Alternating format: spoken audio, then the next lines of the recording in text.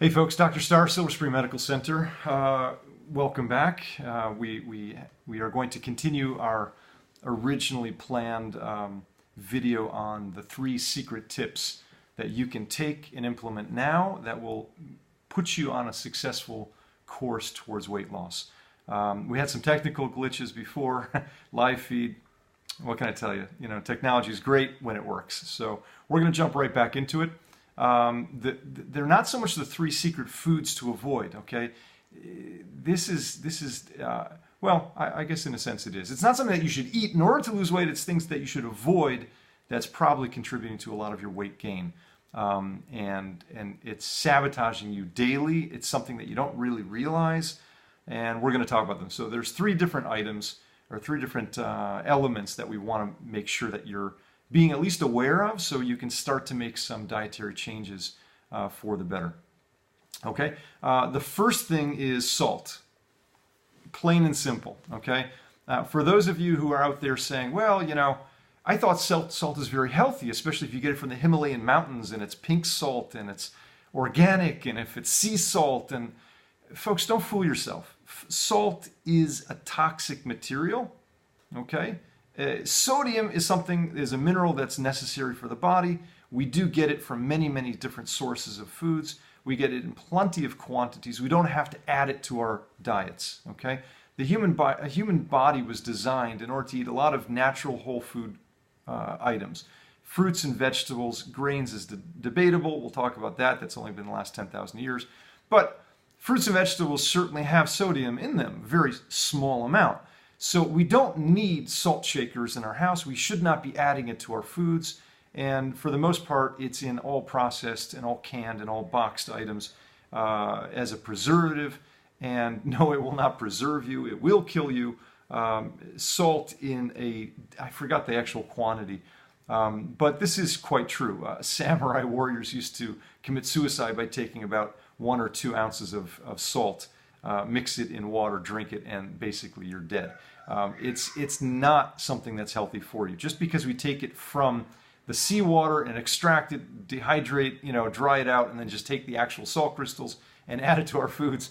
I don't know where this got started, but the salt industry is really onto something, okay? Why do you die if you drink salt water? Let's think about this. Not from the water, it's from the salt in the seawater. So it will kill you within a matter of 2 or 3 days if you drink salt water. Kill you, not just make you sick, not just make you unhealthy, but it will kill you, right? It's the salt in it. So when we boil off all the water and we just take that sea salt and sprinkle it on our foods, you're just killing yourselves in a really small, slow pace. So don't do that, okay? I know it tastes good. I know things that are salty and fatty taste really good, but that's the trap, okay? You can get over that hump. You can allow your taste buds to thrive and change if you stop poisoning your foods with salt. Now, aside from it not being healthy, okay, what does it do? Salt is extremely absorbent in water. It holds, retains, it absorbs 100 times its weight in water, which is an incredible amount. So on the average American eating a standard American diet is consuming probably in upwards of 3,000 or more milligrams of salt per day. That's a lot. We only need maybe, a few 100 milligrams a day. And if you ate even things high in sodium like celery and different, plants, you're going to get, it's fine. You're going to get plenty. So to avoid it completely is a little bit unrealistic for most of you, but be aware, salt is not healthy. It will cause you to retain water.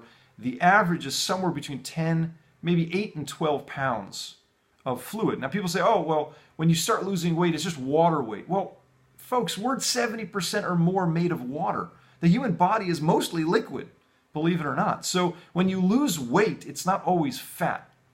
Sometimes it is water. Sometimes it's fluid in between the cells, and that causes, a lot of bloating and water retention. Ladies, you know exactly what I'm talking about. Men, you're probably clueless. But if you're constantly bombarding the body with salt and salt additives and in the food and the preserve, you're in a state of constant bloating. You don't realize it until you remove it from your diet, and you do within the matter of days to weeks. I'm talking about 3 or 4 days, maybe as much as a week or 2. You will drop 10 pounds. 10. That's a lot of weight, okay? That is a lot. Oh, but you put it right back on as soon as you start eating the crappy food. Well, yeah, that's the point. Don't eat the crappy food. Stop eating the processed foods. Stop eating the high salty foods, whether it's in a prepared food or in the form of breads or in restaurant food. They put it in there to make it taste better so you get hooked. And we are very sensitive to high salt and high fat. We like it, we crave it, so we get addicted to it. I mean, you know, human body can get addicted to heroin too. Doesn't mean that you should do it on a regular basis. So anyways, keep that in mind. Aside from the fact that hypertension, high blood pressure in the United States is a huge problem. It is like the #1 risk factor. If you have high blood pressure, you're primed for heart attack or stroke or other problems, okay? Add that into obesity and overweight, hypertension, you're just a ticking time bomb. So really, get rid of the salt. If you have a salt shaker in your house, get rid of it. If you're buying salt in the store, don't, okay? There's plenty of salt in the food you're probably already buying, so don't add to it. So I can't make that point more clear. It's in canned foods, it's in prepared foods. Now, where are the sources of salt for most people? If you're between the ages of 0 and, well, you're not watching this video if you're 0, but 0 and 20, the young adolescents, the kids, their primary source is cheese and dairy. You know, a little bit of a foreshadowing. That's all right. So we're going to talk about that in just a couple of minutes. But cheese and dairy, primarily cheese, is super high in salt. Okay, super high in fat, which we'll talk about in a minute. But that's a main source for young kids as far as salt intake. If you're over the age of 20 up to the age of 40, your main source is coming from, ironically, pizza. Pizza is very, very common in the United States. God bless those companies like Little Caesars and Domino's and Papa John's. I mean, they're making billions of dollars and you're paying the price for it. So pizza is a very high source of salt for the ages of 20 to 40. Over the age of 40 crowd, bread is your main source of salt. Okay, bread is very high in salt when they bake it. Any baked goods for the most part, but bread's primarily. And if you know, bread is everywhere. I mean, grains are everywhere. So don't get me started on that. We can talk about that another time. No, it's not entirely healthy, but you're not going to find many health practitioners that will tell you that. But I will. All right. So the second thing to stay away from, which is contributing towards a lot of weight gain. Sorry, still a little bit early by me. Is cheese. Dairy also. So if you can get rid of all dairy, fantastic. But cheese in particular is a very highly addicting food item. And if you can call it a food, it's really not a natural food. Okay, it's not. We'll talk about dairy another time, but cheese in particular, the average American is consuming over 35 pounds of cheese. Okay, that's an average. I don't eat any cheese. I don't eat any dairy. I haven't done so in 5 or 6 years, 5 years at least. So someone's eating my portion. So the average person is probably eating more than that, but the average person is 35 pounds of cheese per year. Multiply that by what, 350 plus million people in America, and that's several billion pounds of cheese every year. No, it's not healthy. No, it's not a great source of calcium, or it's not a great source of protein. It's predominantly fat, okay? You're eating cheese, you're eating 70% or more fat. If you're eating cheddar, which I used to love, that's almost 80% fat. You're just taking a hunk of fat and eating it, thinking that you're eating protein, think that you're eating a good source of calcium. You're not. You're eating a huge source of salt, you're eating a huge source of fat and cholesterol, and all the ingredients you need for a ticking time bomb. So if you want heart disease like the average American is going to die from, eat more cheese. If you want to lose weight, get rid of the cheese. That's item number 2. We can talk about that till the cows come home. Wow, did I really say that? Anyways, okay, so next point, calcium. You want to get calcium? Eat green leafy vegetables. Done. That's where the cows get their calcium from. They don't drink milk. Why should you? It's really simple. We'll talk about that another time. If you have any comments, questions, put them down below. Any likes. If you're seeing this video from not in the Silver Spring, Maryland area, we'd love to hear from you. So just give a shout out.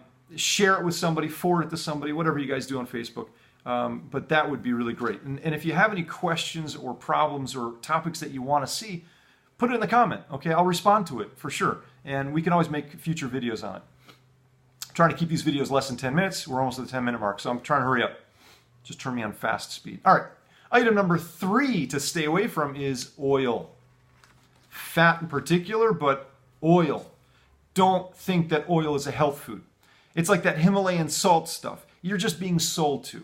There's no such thing as oil that is healthy for you. It is a refined fat. Everyone agrees with me that a bag of white sugar is nothing but refined, processed, pure, leftover carbohydrate. Has no nutrients, has no vitamins, has no minerals, has no fiber, has no water, has no fat, has no protein. It's just pure crystalline sugar.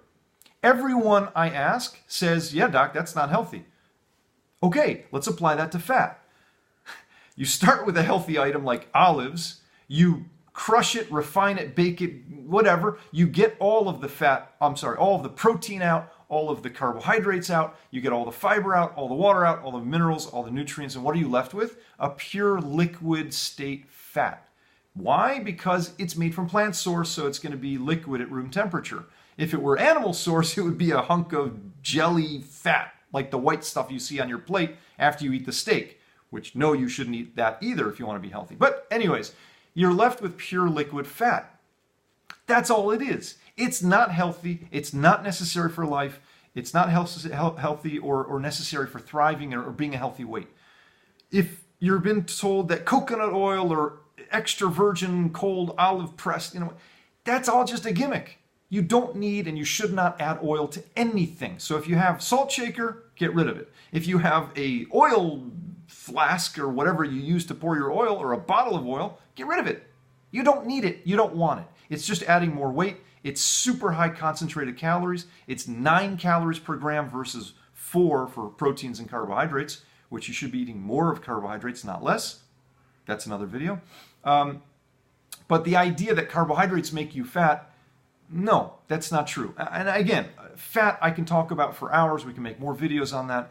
I know it's stepping on certain toes, but here's the proof. Okay, in the office, we do what's called a body composition analysis. We put you on this fancy machine that computes and gives you a spit out printed report that tells you what your body fat percentage is, among other things.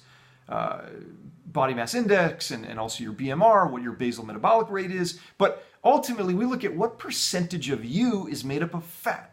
And the average patient is coming in with at least 25% body fat on a good side, and as much as 50%. It's usually between 30 and 50% body fat. Usually 30 to 45% body fat. Okay, here's a light bulb. In America, the average American is eating 40 to 50% of their calories from fat. So you are what you eat. And if you eat a lot of fat, you become a lot of fat. If you eat 40 to 50% of your food's calories coming from fat, your body becomes 40 to 50% fat. It's as easy as that, folks. Carbohydrates your body uses and burns off as fuel. You don't get fat from carbohydrates, okay? Let's just keep that. If that steps on your toes, put a question down below. We'll talk about it. I'll make a video on it, okay? So those are the 3 things to stay away from, okay? Number 1, salt. Number 2, cheese, dairy if you can, rid all of it, fantastic. And number 3, added oils. Don't do these things. Get rid of them from your diet. You will survive without salt. You will survive without cheese, believe it or not. It takes about 2 weeks to get over the withdrawal. Yes, it's actually biochemically addicting. You'll get over that, and then you can move on with your life. And you can feel better, less congestion, better energy, less bloating, less body weight. You'll lose 10 to 12 pounds. I can pretty much guarantee it in a very short period of time without anything else. Just get rid of the salt, get rid of the cheese, and get rid of the extra oils. You'll drop probably 10 to 15 pounds. Like that. Trust me. Have a good day. This is Dr. Star. Be healthy.